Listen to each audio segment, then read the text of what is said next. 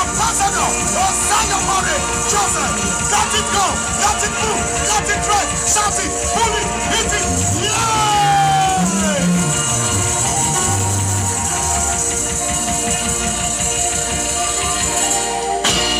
Ola beo. Yo. Why are you moving? Wow, I want to move to Osayomore. To Osayomore no hivo. I put a level no Bible. And I put a level no Yo salobo me. I said me paburubi where. But you know one again. Then Osayomore will all be a so bonnet. I saw bonnet whatever and get to boy said no. Edoke wagbon edoniro wa edonirisi idole ma pon wa ya fefefe zevi yobo irun no wa na me wa ya gwa me ko din amere ipon wa ya fefefe ohin ya ye ya he bible ken wa second wa ran wa wese ohin ko he ya fe no girone okon wera ohin isango ohin ko he ya fe erun agbon ya na me fefefe erun ni bun serio ugbeso e o so ire ona anya na bi ran yakwa wa ga be ya ni mu se ke ya yigbedia ya we this money no be ordinary money ya ka berio e ba ba wo kwesun aba ya. If you bring money now, we go live up. I might tell you, Norori. It did do ya fe, and 1 second, warame, or banica ya fe, why I will say. Ekbet your time, ekbet you, not a television, keke radio. You born why I woman, where do is an no hand, the war will not come in a handle. Why I will say, what am I going to bomb on you see? Ebibioze okwonu re come on you see ebibioze okwonu re come on you see ebibioze okwonu re come on you see ebibioze okwonu re come on you see ebibioze meyo marene origo nebo ebibioze okwonu re come on you see ebibioze iya yo ma mo la pera ebibioze okwonu re come on you see ebibioze iya yo ma mo la pera ebibioze okwonu re come on you see ebibioze okwonu re come on you see ebibioze okwonu re come on you see ebibioze meyo marene origo nebo ebibioze okwonu re come on you see ebibioze iya yo ma mo ma gbera ebibioze okwonu re come on you see ebibioze.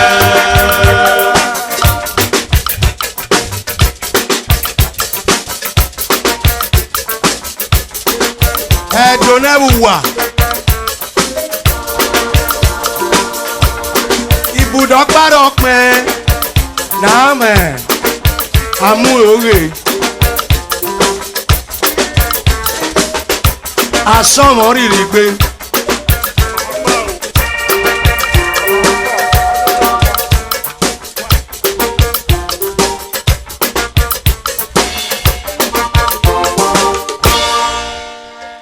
asọ́mọ́rìrì o asọ́mọ́rìrì o asọ́mọ́rìrì àkàmì bíbí ọmọ ni mọ́rẹ̀ rẹ̀ yẹ láwà asọ́mọ́rìrì o asọ́mọ́rìrì o asọ́mọ́rìrì àkàmì bíbí ọmọ ni mọ́rẹ̀ rẹ̀ yẹ láwà asọ́mọ́rìrì o ọ̀rẹ́ orìrì gbé asọ́mọ́rìrì o asọ́mọ́rìrì ìmọ̀dúnkù ìmẹ̀gbọ́ bí a bá sọ asọ́mọ́rìrì o asọ́mọ́rìrì o iye asọ́mọ́rìrì mẹlẹgbọnẹ mẹlọgọnẹ wà sọ asọ́mọ́rìrì o ọ̀rẹ́ orìrì gbé asọ́mọ́rìrì o iye asọ́mọ́rìrì ugami kúwa yẹwẹ nà bó kókó kàmi òpèrè yẹwẹ nà bó pè kàmi èdìyàn wá yẹwẹ nà yàtọ̀. Jésù sùn asán o. Ọ̀rẹ́ oríire gbé. Wúra mi kú wá yẹ̀wẹ̀ náà wò gbogbo. Kàmi ò gbẹ́ràn yẹ̀wẹ̀ náà wò kú e. Kàmi ètì àwọn yẹ̀wẹ̀ náà la Jésù sùn asán o. Ọ̀rẹ́ oríire gbé. Wúra mi kú wá yẹ̀wẹ̀ náà wò gbogbo. Kàmi ò gbẹ́ràn yẹ̀wẹ̀ náà wò kú e. Kàmi ètì dá yẹ̀wẹ̀ náà wò kú yìí asán o. Ọ̀rẹ́ oríire gbé. Àdàdà ní ìwọ ànàlárẹ̀ rẹ̀ yálà wá. Ọ̀rẹ́ oríire gbé.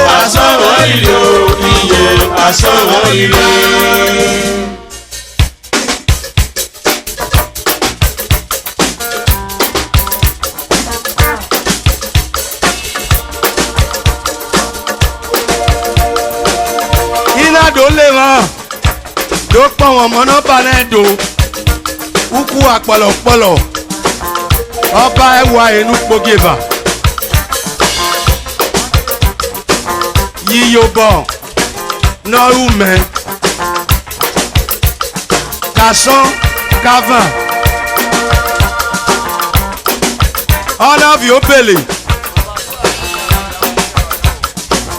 ọ̀nà viopele ọ̀nà mọ̀kọ́ báyìí nẹ̀gbẹ́ níbí ẹ̀mẹ̀ ìrírí àmẹ́ kèbí yé mẹ́ kèmá yàrá wọ́rí mẹ́ nà ọ̀ma. Naya gwa me ko dín agbẹ̀rẹ̀.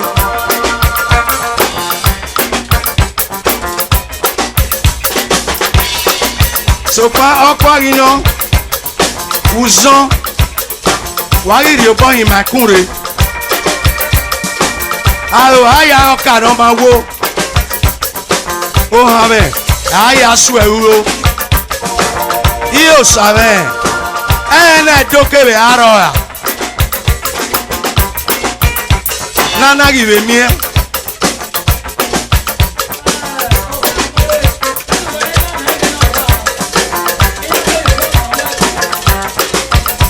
agbera bane asime lo pesin asime lo pemila yeze ne degbe wewe de lo fin amenwo agbera ni maye le ma we pon me nọgba owó ẹ̀dọ́ náà ya fẹ́fẹ́fẹ́ a governor tó bọ̀ ẹ́ wọ́n rẹ̀ ṣe nọ́ọ̀mà ẹ̀bẹ̀rẹ̀ rẹ̀ ṣe ẹ̀ náà ọ̀rọ̀ àwẹ̀rẹ̀ wá kú ẹ̀. ìkàtà sí ìnáwó ẹnu zan ní aláhọ ní àárín òbọ̀yìn màkúrè wàá ti wà pa wúwọ́ ẹ̀zẹ̀ rẹ̀ wàádùn adùn ìmáàmù òkè. àrò àyà ọkà náà máa wo òhàn àwẹ̀ àyà sọ èwúrò. Ewo hame wàrẹ́ sí òkú ọba nìdògbò rẹ́rẹ́. Ewo hame wàrẹ́ sí òkú ọba. Ìgbèdì arẹ́rẹ́. Ewo hame wàrẹ́ sí òkú ọba. Ògbògbò rẹ́rẹ́. Ewo hame wàrẹ́ sí òkú ọba. Wàrẹ́ sí òkú ẹ̀dọ́. Ewo hame wàrẹ́ sí òkú ọba. Wàrẹ́ sí òkú ẹ̀dọ́. Ewo hame wàrẹ́ sí òkú ọba. Kókòkòkò. Ewo hame wàrẹ́ sí òkú ọba. Kókòkòkò. Ewo hame wàrẹ́ sí òkú ọba. Aṣọ abọ́ kòkò. Ewo hame wàrẹ́ sí òkú ọba. Sáyẹn náà wò náà yà á Hausa. Ewo hame wàrẹ́ sí òkú ọba. Ìgbèdì arẹ́rẹ́. Ewo hame wàrẹ́ sí òkú ọba. Kókòkòkò. Ewo hame wàrẹ́ sí òkú ọba. Ìdògbò rẹ́rẹ́. Ewo hame wàrẹ́ sí òkú ọba. Lòkó rẹ́rẹ́. Ewo hame wàrẹ́ sí òkú ọba. Àròrà yára kà náà máa wó. Ewo hame wàrẹ́ sí Ọ̀rẹ́ náà òkú wò ọba. náà yà sọ ẹ̀rú. Ewo hame wàrẹ́ sí òkú ọba. Uzan. Ewo hame wàrẹ́ sí òkú ọba. Mama wẹ́nu wàhálì ẹ̀dọ́ tó ń yẹ̀ wáyé. Wàrẹ́ sí òkú ọba. Mama wù wàrẹ́ bò wàrẹ́ dò. Ewo hame wàrẹ́ sí òkú ọba. Mama wù wàrẹ́ bíẹ̀. Ewo hame wàrẹ́ sí òkú ọba. Mama wù wàrẹ́ wèrè òkú rẹ̀ dò. Ewo hame wàrẹ́ sí òkú ọba. Sùpọ̀ parí náà àgọ́ ọba sì yẹn dò. Ewo hame wàrẹ́ sí òkú ọba. Àrẹ sọ abọ́ koko. Ewo hame wàrẹ́ sí òkú ọba. Ìsàkẹ̀ yà Hausa.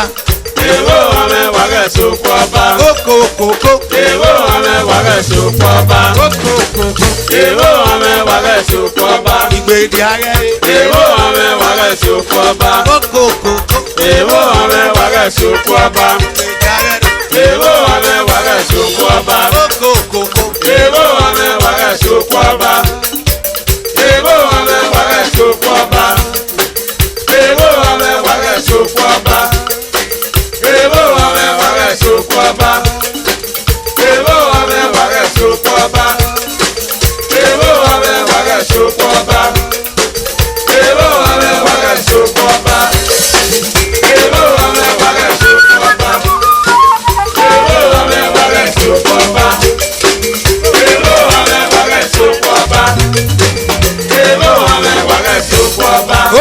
Koko. Ebo ame wage sukwaba.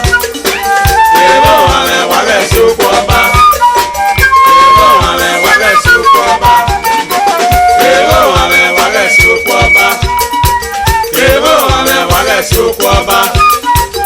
Ebo ame wage sukwaba. Ebo ame wage sukwaba. Ebo ame wage sukwaba. Ebo ame wage sukwaba. Ebo ame wage sukwaba. Ìpèdè agẹrẹ. Ebo ame wage sukwaba. Ebo ame wage sukwaba. Ebo ame wage sukwaba. Ìpèdè agẹrẹ. Ebo ame wage sukwaba. Koko. Ebo ame wage sukwaba. Ebo ame wage sukwaba.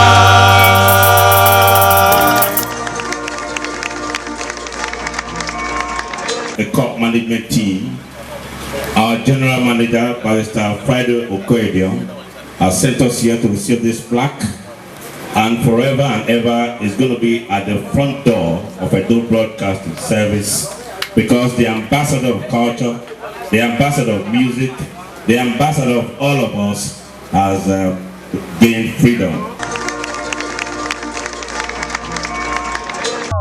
OJ. Yes. This one you just did so. I don't know.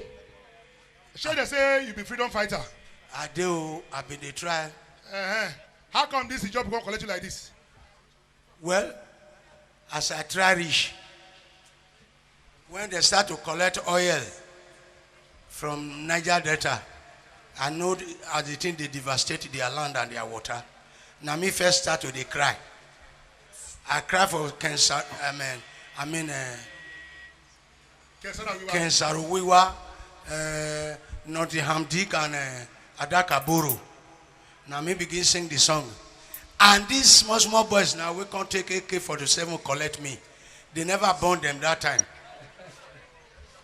Can you imagine the people who say them be freedom fighter? And me don't freedom fight before them burn them. They don't know the guru inside freedom fighting. Today they say them freedom fighter. Whereas now they carry big gun. Can't take their grand freedom fighter. Collect me, go far into the sea.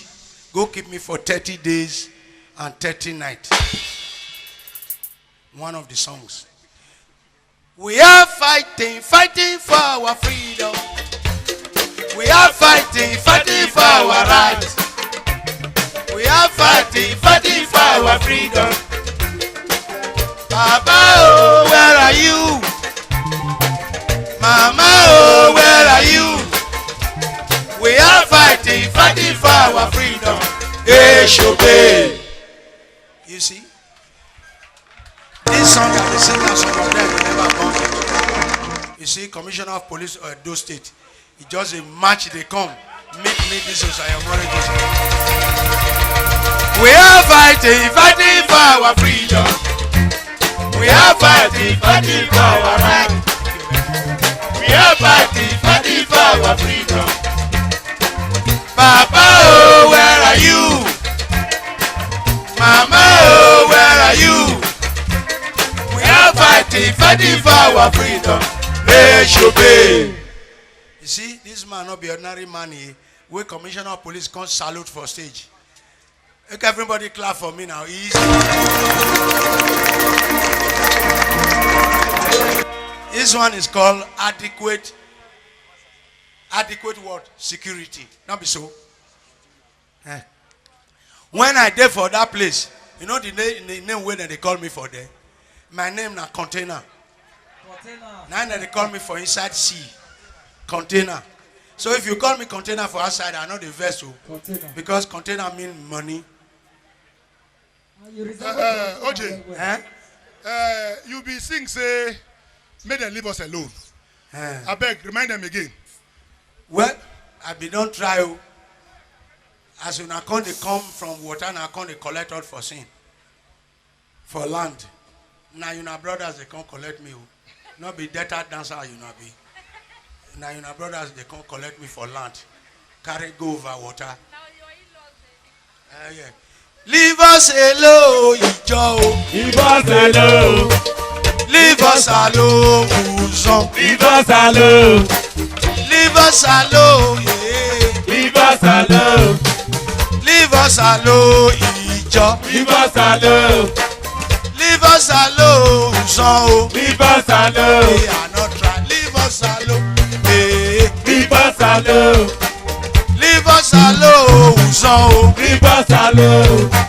Leave us alone. Leave us alone. You see?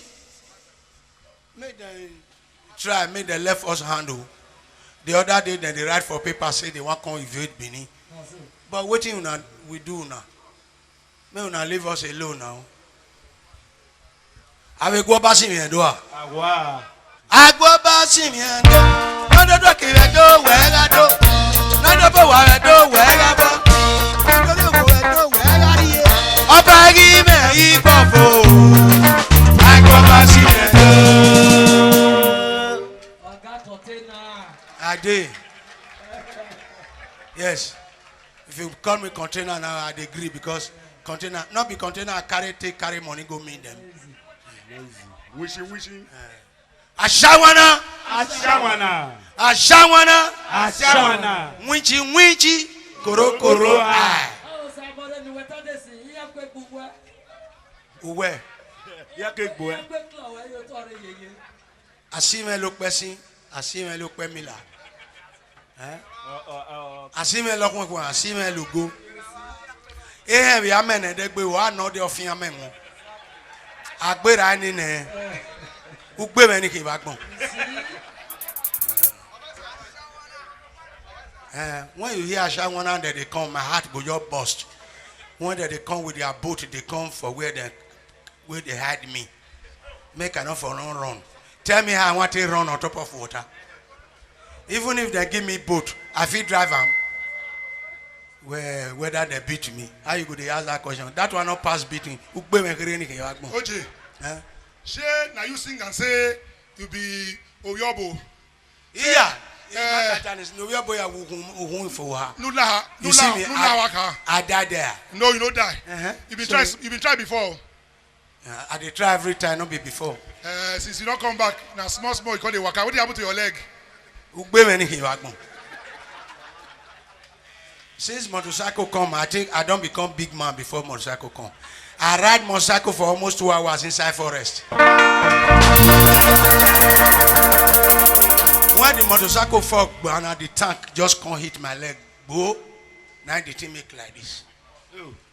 Now they manage they can't see. So they will see boa big me for bush. He can't wait for us. Now then they remove my beads and remove all the one waiting for hand. They share and mock themselves one put for hand. Anyway, first of all, I go show them one day. Not be lie.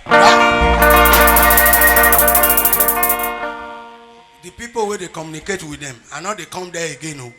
So when rat dey inside hole, you go say he be lion.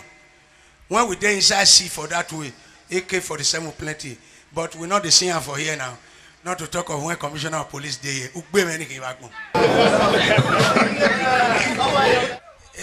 A police is so man a sick but on our man. La wa gun epo bo ni kokumo.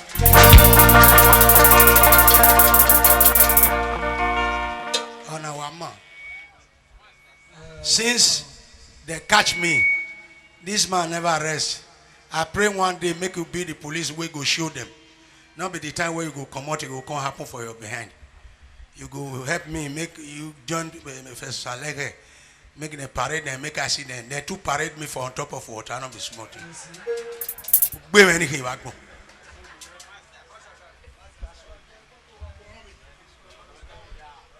But for me to die, live really finish for push because of native doctor. Police they do their own one side. How for a boom man.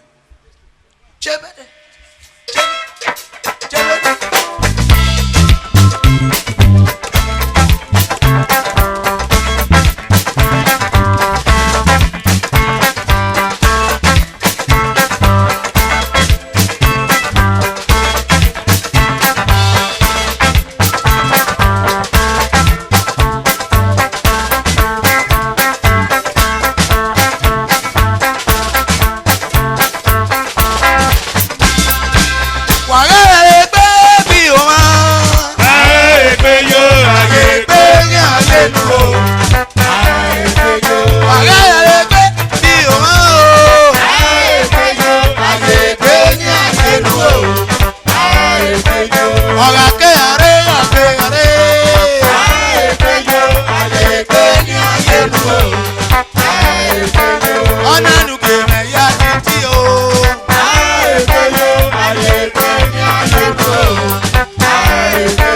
Oga ke yare ga ke yare. Aye penye aye tu. Onanu keme ya titi o.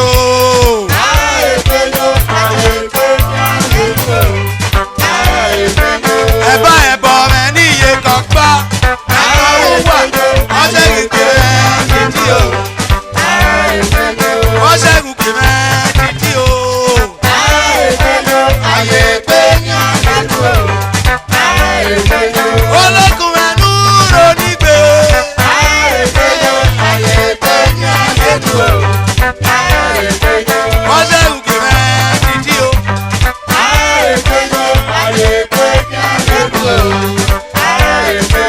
Eba ebo me ni ye kokpa. Ose kikire titi o. Aye penye Osayomore.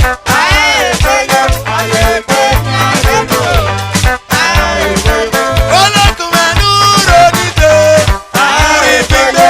Aye penye aye tu. Ose kikire titi o.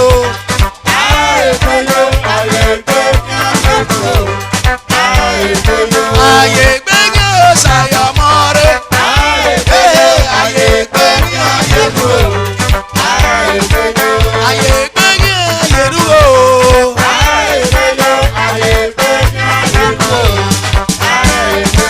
Oga ke yare ga ke yare. Aye penye aye tu o. Ose kikire titi o. Aye penye aye tu o. Oh!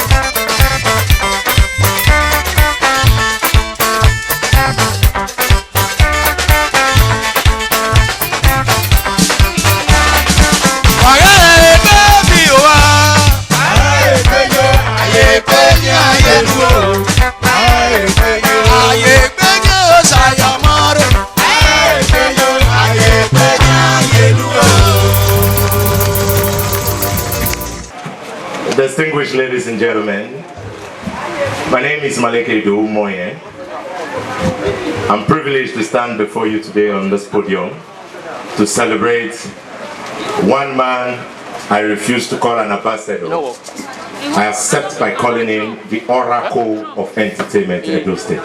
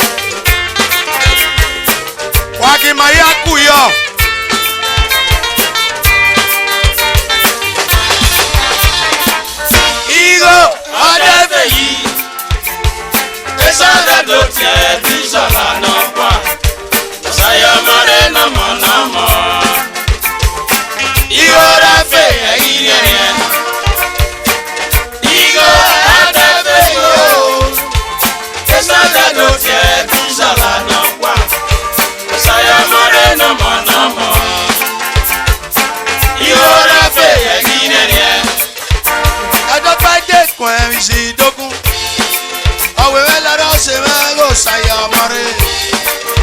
Titi Buano Shemagi no Shemel. Igo Baka Kadeke. I don't buy the Quamisi Dogu. Oh, well, I don't say, Osayomore. Titi Bwana Semegi no Semeo. Igo Paka Kadeke. Mayigo kunebe o, yayigo kunebe seme no seme. Osayomore no mo, iyora fe yinene. Mayigo kunebe o, yayigo kunebe seme no seme. Osayomore no mo, iyora fe yinene. Izagodo na masa meyi. Agafia imori da tu go. Nasa meyi ogo biye. Agafia imori unwa kitikpo. Amenoruwa ege leso. Ona ifino mago Osayomore me no mo nuwa me.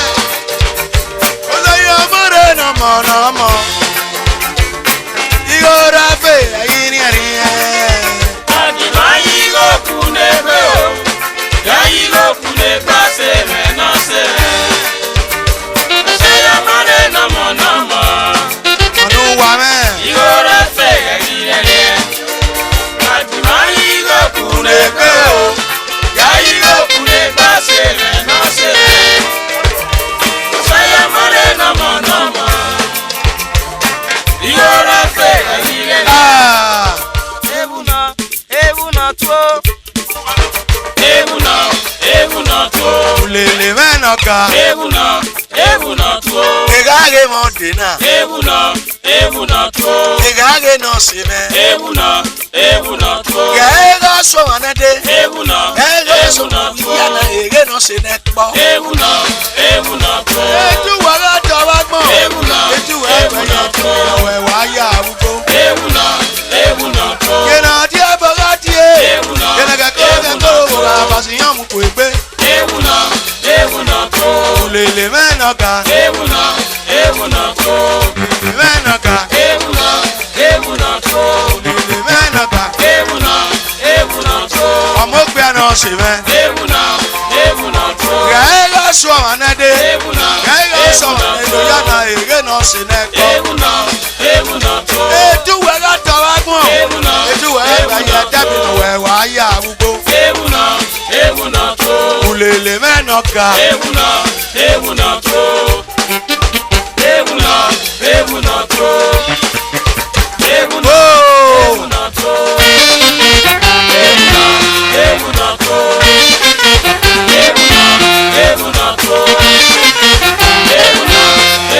tuo.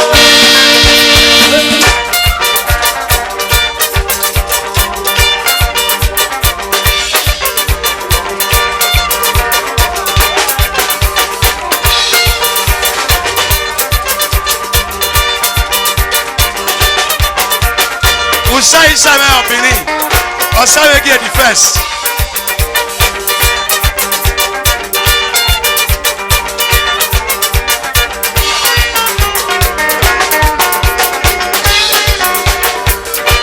Osayomore of Benin. Osayomore get the first.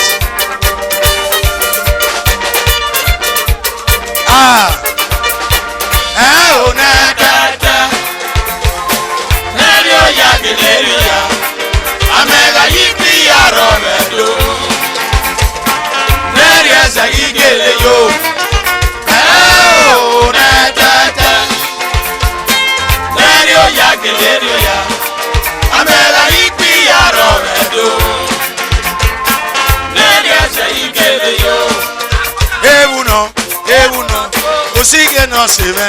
Ebu no to. Dion osige. Ebu no to. Maleke no moe. Maleke no moe. Gaega so anade. Gaega so anade yana ege no sine. Etu waga tawagmo. Etu waga ya jabi no we wa ya ugo. Kena dia bagatie. Kena ga ko abasiyan mu ko egbe. Ulele menoka. Ulele menoka. Whoa.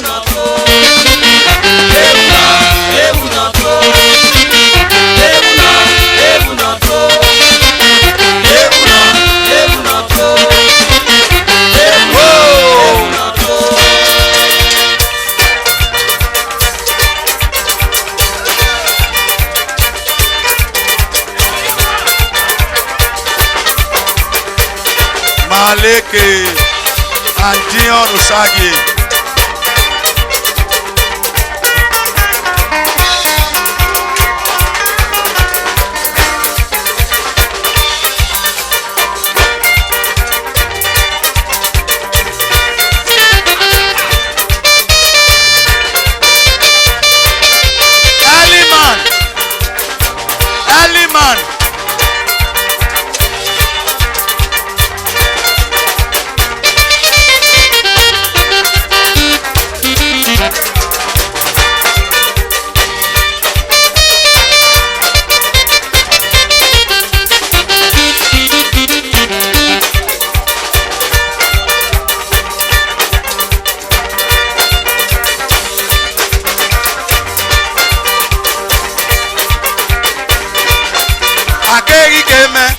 Akegi keme yoto akegi keme yoto akegi keme noge ya yoto hibeke beke akegi keme yoto noge ya yoto hibeke beke akegi keme yoto noge ya yoto hibeke beke akegi keme yoto noge ya yoto hibeke beke akegi keme yoto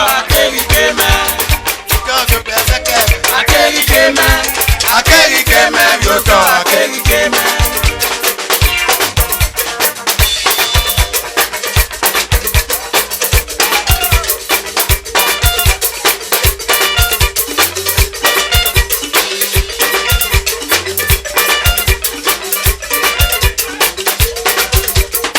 Wẹ́mi mana pé no gbé hàn o. Wẹ́mi mana pé no gbé hàn yé. Wẹ́mi mana pé no gbé hàn kó. Wẹ́mi mana pé no gbé hàn. Gbé ìmọ̀ o gbé kí ọmọ gbé. Wẹ́mi mana pé no gbé hàn kó. Wẹ́mi mana pé no gbé hàn. Wẹ́mi mana pé no gbé hàn. Lẹ́dọ̀ yẹ kí o gbé mi ẹ̀. Wẹ́mi mana pé no gbé hàn. Ọ̀rọ̀ ṣẹlẹ̀ lẹ́dọ̀ yẹ kí o gbé mi ẹ̀. Wẹ́mi mana pé no gbé hàn. Gbé ìmọ̀ o gbé kí ọmọ gbé. Wẹ́mi mana pé no gbé hàn. Kó. Wẹ́mi mana pé no gbé hàn. Yé. Wẹ́mi mana pé no gbé hàn. Kó. Wẹ́mi mana pé no gbé hàn. Ọ̀rọ̀ ṣẹlẹ̀ lẹ́dọ̀ yẹ kí o gbé mi ẹ̀. Wẹ́mi mana pé no gbé hàn. Ọ̀rọ̀ ṣẹlẹ̀ lẹ́dọ̀ yẹ kí o gbé mi ẹ̀. Wẹ́mi mana pé no gbé hàn. O gbé kí ọmọ gbé. Wẹ́mi mana pé no gbé hàn. Kó. Wẹ́mi mana pé no gbé hàn. Adédèjì padà adédèjì. Wẹ́mi mana pé no gbé hàn. Wẹ́mi mana pé no gbé hàn. Wẹ́mi mana pé no gbé hàn. Wẹ́mi mana pé no gbé hàn. Kó. Wẹ́mi mana pé no gbé hàn. Wẹ́mi mana pé no gbé hàn.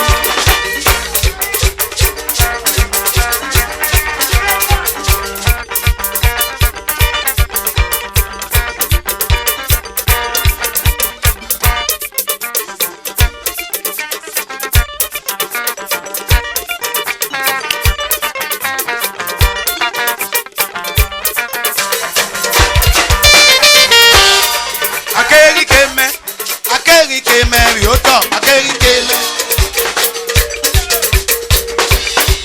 akegi keme. Akegi keme yoto akegi. Noge ya yoto hibeke beke. Akegi keme yoto akegi keme. Noge ya yoto hibeke beke. Akegi keme yoto akegi keme. Akegi keme yoto akegi keme. Noge ya yoto hibeke beke. Akegi keme yoto akegi keme. Wẹ́mi mana pé no gbé hàn kó. Wẹ́mi mana pé no gbé hàn. O. Wẹ́mi mana pé no gbé hàn. Kó. Wẹ́mi mana pé no gbé hàn. Ọ̀ṣẹ̀dẹ̀ lẹ́dọ̀ yẹ kí o gbé mi ẹ̀. Wẹ́mi mana pé no gbé hàn. O gbé kí ọmọ gbé. Wẹ́mi mana pé no gbé hàn. Ohun ẹ̀rí so kù kiri so. Wẹ́mi mana pé no gbé hàn.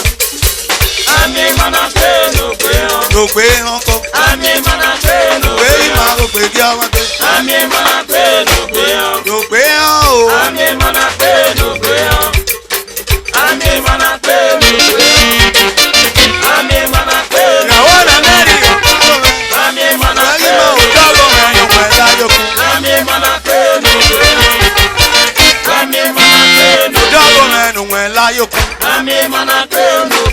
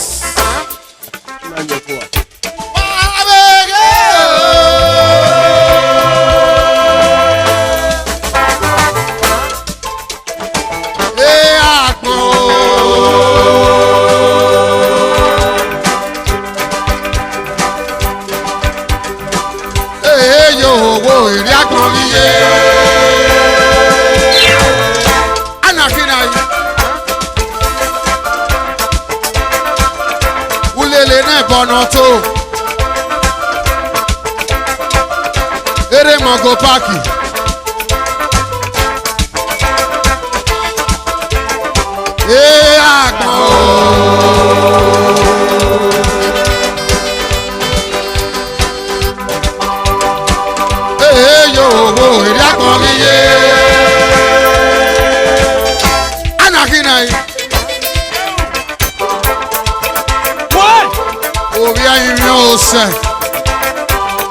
Dr. Fred.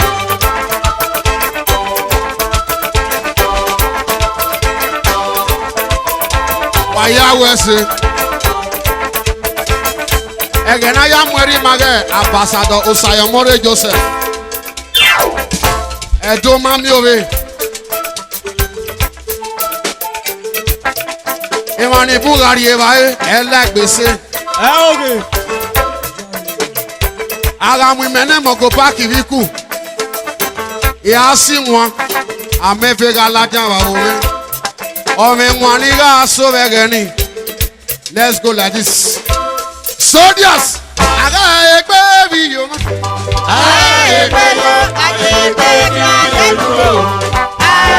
Iwe no mu lele we no mu re.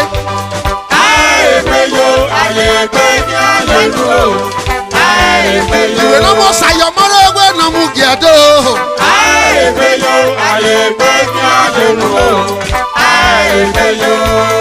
Iga se wera mi. Igi ti gwe we no mu lele re. No mo Osayomore we no mu re.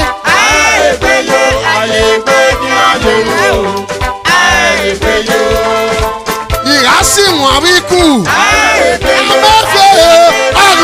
Wow! You are no more Osayomore we no mure. Oh yeah,